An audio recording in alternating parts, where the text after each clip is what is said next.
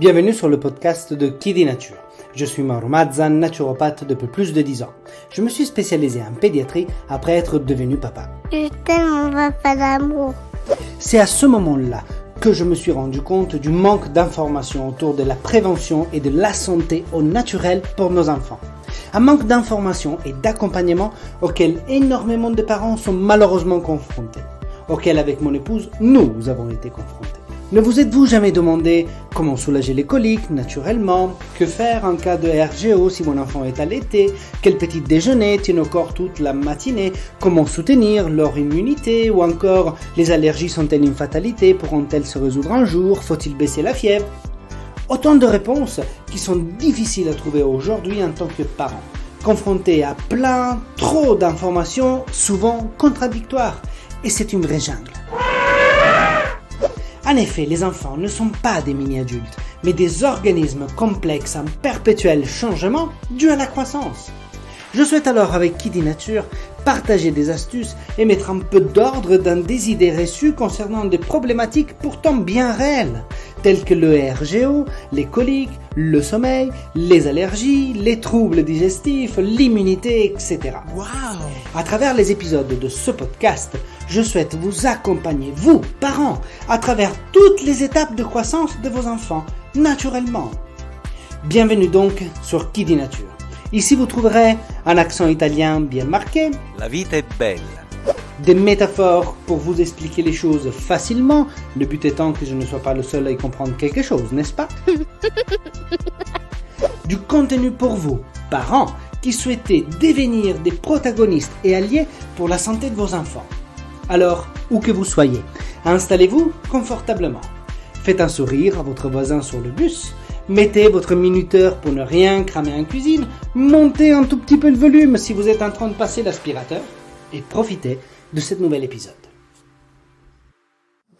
Chers parents, la peau de nos enfants nous parle. Bienvenue dans cet épisode dédié au sujet qui nous concerne tous, la peau de nos petits. De la naissance à l'adolescence, la santé cutanée de nos enfants est une préoccupation majeure pour la plupart des familles. Savez-vous que la peau de nos enfants est bien plus qu'une enveloppe extérieure? Elle est un organe d'élimination et de communication à part entière et qui nous adresse des messages importants à travers ses symptômes. Wow! Ainsi, il est essentiel d'apprendre à décrypter ces messages. La peau de nos enfants est donc le reflet de leur santé globale et mérite toute notre attention. Lorsqu'elle présente des symptômes tels que des éruptions cutanées, de l'eczéma, de l'acné ou des allergies, ce n'est pas juste une question d'esthétique à prendre à la légère. Ces signes sont des indices précieux que la peau de nos enfants utilise pour communiquer avec nous, les parents, et nous alerter sur des déséquilibres internes. Dans cet épisode, je donnerai quelques clés pour vous aider à mieux connaître et à comprendre la peau de nos enfants. Découvrir comment interpréter ces messages qu'elle nous envoie. En tant que parents, nous sommes les premières témoins des manifestations cutanées de nos enfants. Ces symptômes ne doivent pas être ignorés, mais plutôt considérés comme des invitations à prêter attention à leur bien-être global. En effet, la peau des enfants ne se limite pas à une simple enveloppe extérieure, mais agit également comme un organe d'élimination clé de leur corps, qui est, pour rappel, en pleine croissance. Comprendre cette fonction d'élimination est donc crucial pour pouvoir interpréter les messages que la peau de nos enfants nous transmet. Lorsque nos enfants présentent des symptômes cutanés, tels que par exemple des éruptions cutanées, des rougeurs, des démangeaisons ou même des allergies, il est important de réaliser que leur peau tente d'éliminer des toxines et les impuretés accumulées à l'intérieur de leur corps, qui encore une fois est en plein développement. Ces messages ou expressions cutanées sont donc des signaux d'une communication silencieuse nous indiquant que des déséquilibres internes nécessitent notre attention bienveillante. La peau des enfants, en tant qu'organe d'élimination, joue un rôle de filtration, permettant de libérer les substances indésirables par le biais de la transpiration et des glandes sébacées. Cependant, lorsque ces substances s'accumulent, la peau peut réagir en manifestant des symptômes visibles. C'est un peu comme si elle haussait la voix. Ces symptômes ne doivent donc pas être ignorés. Mon fils ne se gratte pas, ou alors elle ne se plaint pas malgré sa rougeur. Ce sont des phrases que j'entends à longueur de journée lors de mes consultations en ligne. Vous avez certainement raison, mais ces messages continuent à nous révéler une surcharge dans le corps de l'enfant qui le manifeste. Alors, qu'est-ce que nous souhaitons faire ? Mon conseil, bienveillant bien sûr, est de nous mettre en position d'écoute. Avec une observation curieuse, comprendre quels sont ces facteurs auxquels nos enfants peuvent être exposés. Je peux vous parler de certaines sources potentielles de substances toxiques très courantes auxquelles nos enfants peuvent être confrontés. Mais dans les faits, parler d'une surcharge, ce n'est pas dire grand-chose. Nos enfants peuvent en effet être surchargés suite à une exposition de produits chimiques domestiques, par exemple. Certains produits de nettoyage, désinfectants, pesticides, peintures, textiles et produits cosmétiques. Je vous conseille donc de lire très attentivement les étiquettes, utiliser les produits conformément à des instructions et prendre des mesures pour minimiser l'exposition des enfants à ces substances. Je vous invite d'ailleurs à écouter mon épisode sur les perturbateurs endocriniens, poison dans le quotidien de nos enfants. Cela va vous éclairer sur plein de pollutions environnementales auxquelles tous les enfants sont confrontés. Que ce soit la pollution de l'air, que ce soit tous ces ensembles de produits chimiques domestiques, que ce soit le plomb dans l'eau, etc. Mais nous pouvons également parler d'une surcharge en éléments toxiques dans la nourriture, comme un excès de sucre, y compris celui contenu dans des aliments sains, comme les fruits, les céréales, les farines, les féculents, etc., ou alors les substances présentes dans la nourriture industrielle. Il existe tout de même deux dimensions trop souvent négligées. Premièrement, la perturbation du sommeil, car le stress peut perturber le sommeil de nos enfants, ce qui peut avoir en réalité un impact sur leur peau. Un sommeil insuffisant ou de mauvaise qualité peut en effet diminuer la capacité de régénération de la peau et donc augmenter l'inflammation et réduire les résistances aux infections cutanées. L'autre dimension, c'est la surcharge au niveau du système nerveux à cause du stress. Incapable de gérer certaines émotions et contraint de devoir les vivre, le corps de nos enfants rentre dans un état de stress. Si ceci dure trop longtemps, le système nerveux va donc rentrer en surcharge et tous les autres systèmes qui dépendent de lui vont en être impactés, comme une espèce d'effet en avalanche. Il s'agit par contre d'un sujet que j'aborderai bien plus précisément dans un prochain épisode. Il est tout de même important de noter que toutes ces informations ne sont pas destinées à faire un diagnostic, mais plutôt à fournir une compréhension plutôt générale des facteurs environnementaux qui pourraient avoir un impact sur la santé de nos enfants. La peau de nos enfants est en réalité un moyen de communication subtil, nous transmettant des messages précieux sur leur état de santé global. Ces symptômes cutanés, alors que nos enfants présentent, encore une fois comme des rougeurs, des démangeaisons, des plaques sèches ou des éruptions, ne sont pas donc à prendre à la légère. Je le répète encore une fois. Ils sont en réalité des signaux que la peau utilise pour nous alerter sur des déséquilibres internes. C'est une façon pour elle de nous dire que quelque chose ne va pas et qu'il est donc important d'y prêter attention. Prenons donc quelques exemples courants de messages que la peau de nos enfants peut essayer de nous communiquer. Par exemple, une éruption cutanée sur les joues et ou autour de la bouche peut indiquer une réaction allergique à certains aliments ou produits d'hygiène personnelle. Si nos enfants présentent des plaques sèches ou irritées sur les bras, ceux-ci peuvent révéler une sensibilité à des produits chimiques présents dans les produits de soins ou dans les détergents. Des démangeaisons persistantes sur le cuivre chevelu peuvent signaler une réaction au shampoing contenant des agents irritants ou bien une intolérance alimentaire. Des crises d'eczéma proches des petits grands événements de la vie de nos enfants, comme un examen, une compétition sportive, peuvent suggérer un manque de confiance chez notre enfant. L'inflammation de la peau symboliserait dans ce cas la volonté du corps de créer une espèce de séparation de l'environnement considéré comme dangereux. Imaginez un peu comme une armure médiévale. En étant attentifs à tous ces signes, nous pouvons aider nos enfants à comprendre leur propre corps et à prendre des décisions éclairées pour leur bien-être. Par exemple, si nous remarquons que leur peau réagit de manière négative après avoir consommé certains aliments, nous pouvons envisager d'ajuster leur alimentation en éliminant temporairement ces allergènes potentiels. Mais de même, en utilisant des produits de soins doux et naturels, nous pouvons aider à apaiser et à nourrir leur peau. La peau des enfants est la meilleure amie du microbiote. Ces derniers, ce microbiote, cette communauté complexe de micro-organismes vivant en symbiose avec notre corps, est un sujet qui suscite de plus en plus d'intérêt. Mais saviez-vous que le microbiote joue également un rôle crucial dans la santé et dans l'apparence de la peau de nos enfants ? La peau est un écosystème dynamique abritant lui-même une multitude de bactéries bénéfiques qui forment ce qu'on appellerait le microbiote cutané.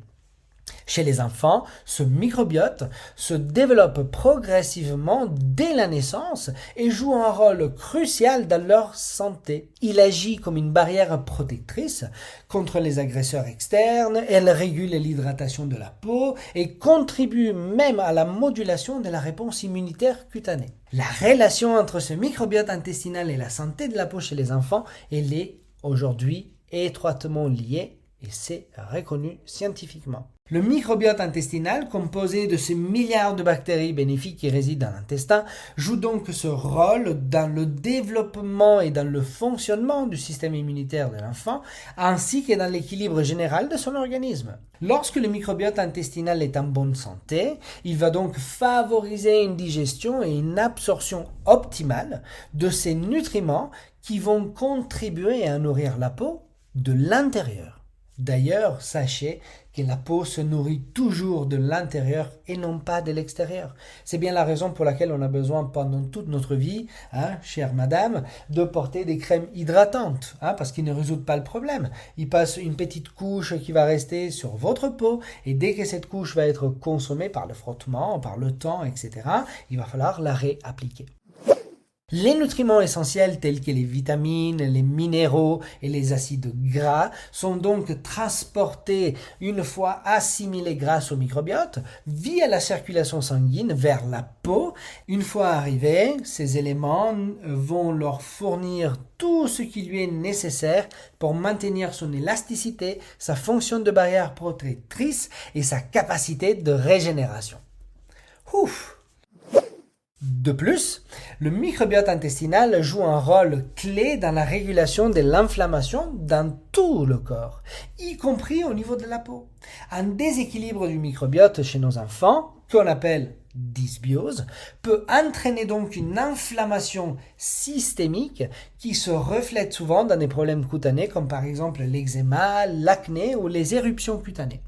Des études scientifiques récentes ont également mis en évidence l'importance de l'axe intestin-peau, une communication, si vous voulez, bidirectionnelle entre le microbiote et la peau.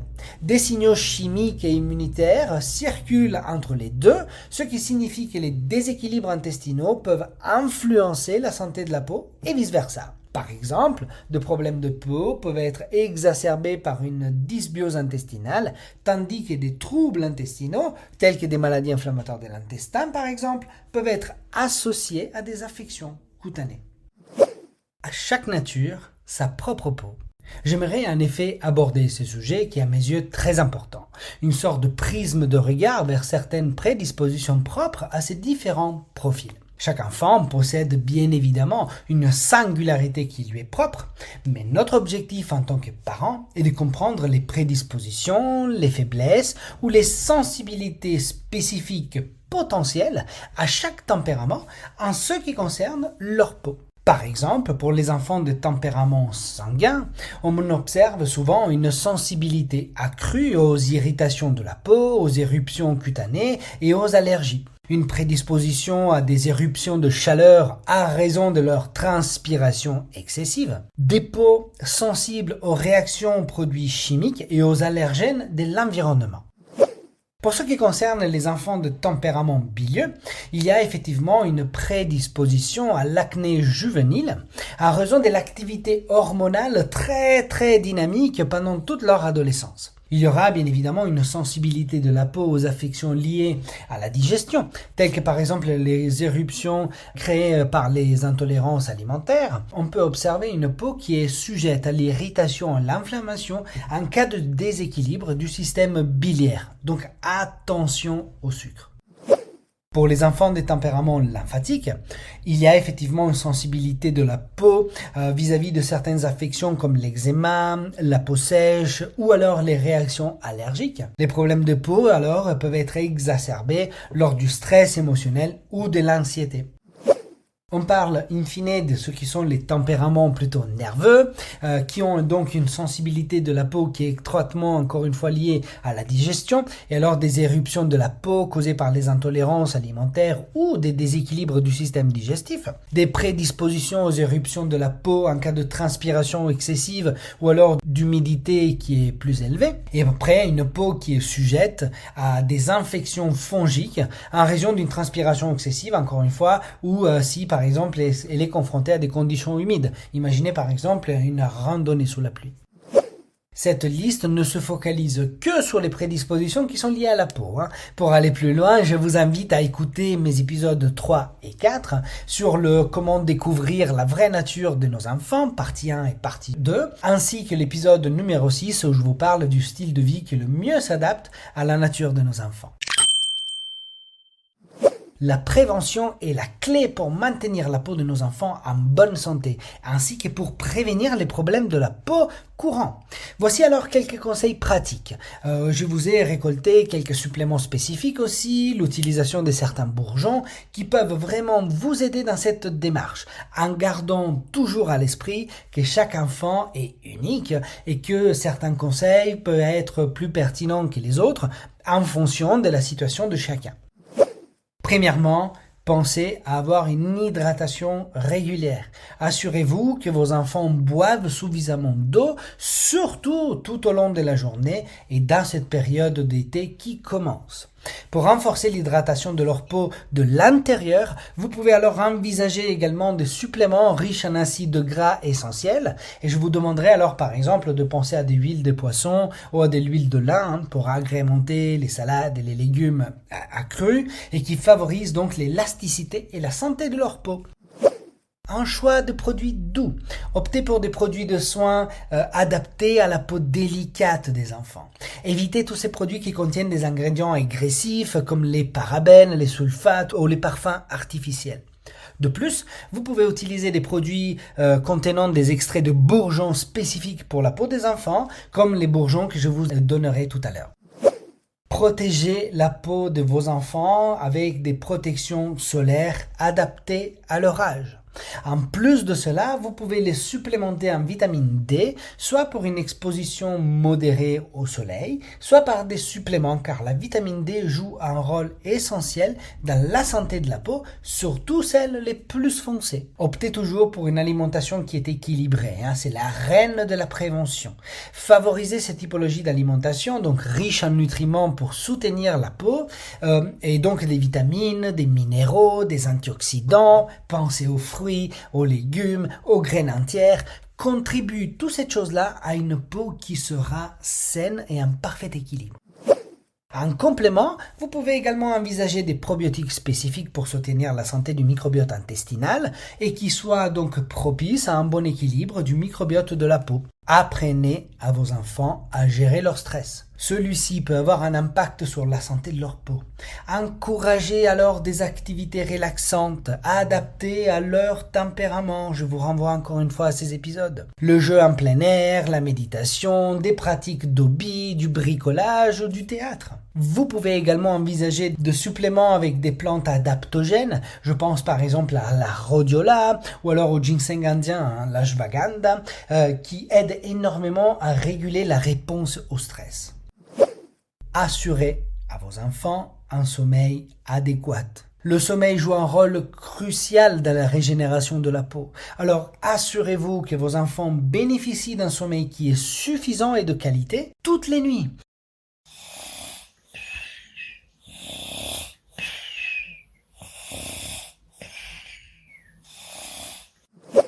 Surveillez les allergies. Soyez attentifs aux signes allergiques alimentaire et de l'environnement. Certaines allergies peuvent se manifester par des problèmes de la peau. Alors, si vous identifiez les déclencheurs potentiels, vous pouvez les aider à prévenir ces problèmes. Je vous renvoie évidemment à la formation que j'ai fait Qui dit allergie, où je vais vous expliquer tout cela dans le moindre de détails.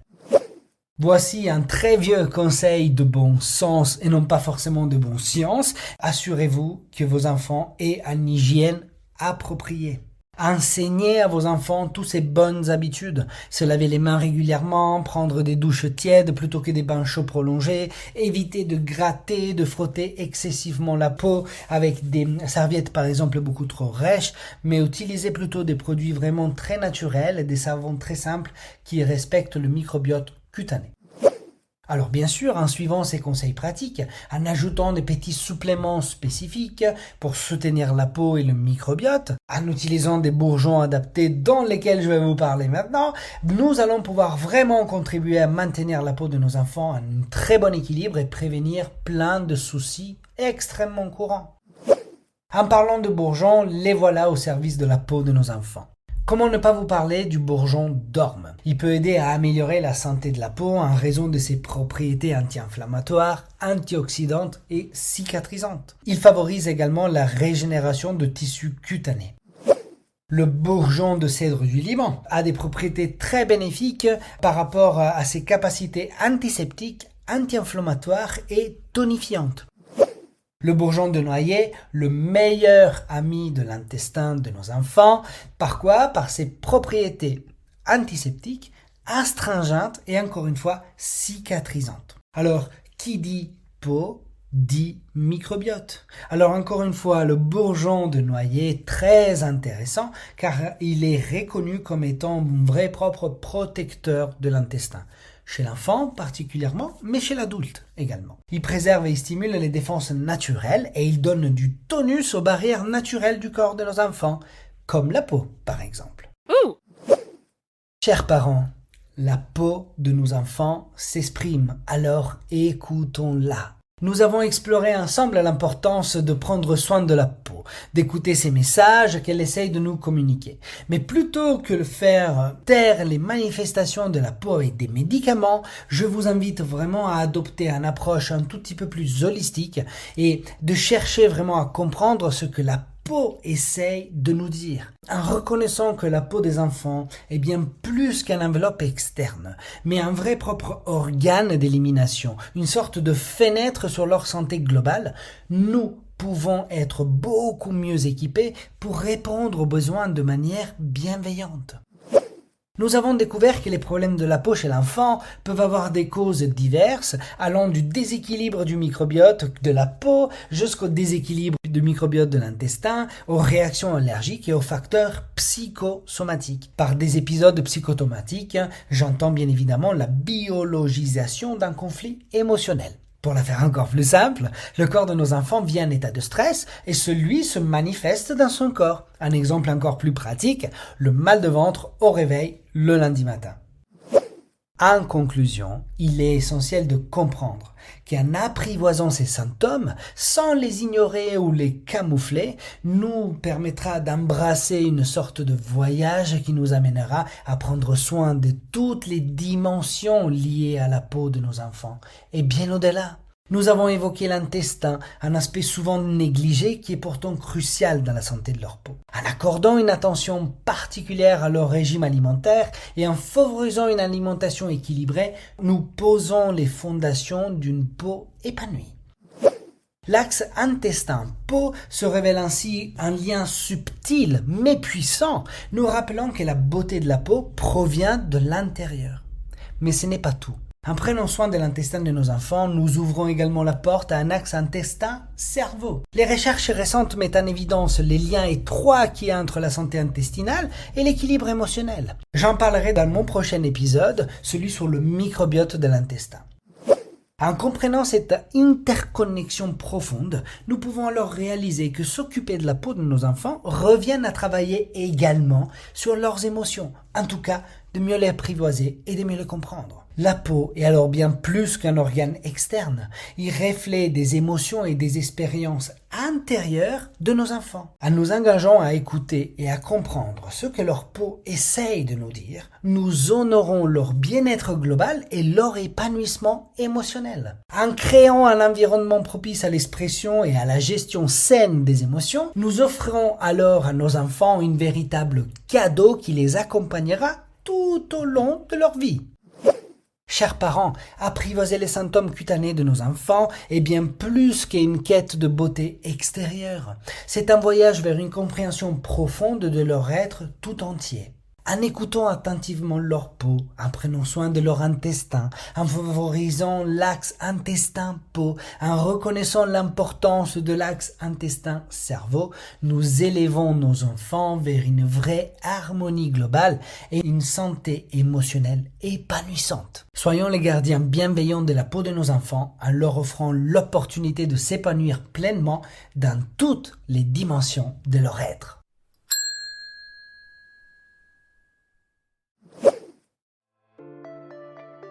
Merci d'avoir écouté cet épisode de Qui dit Nature jusqu'au bout.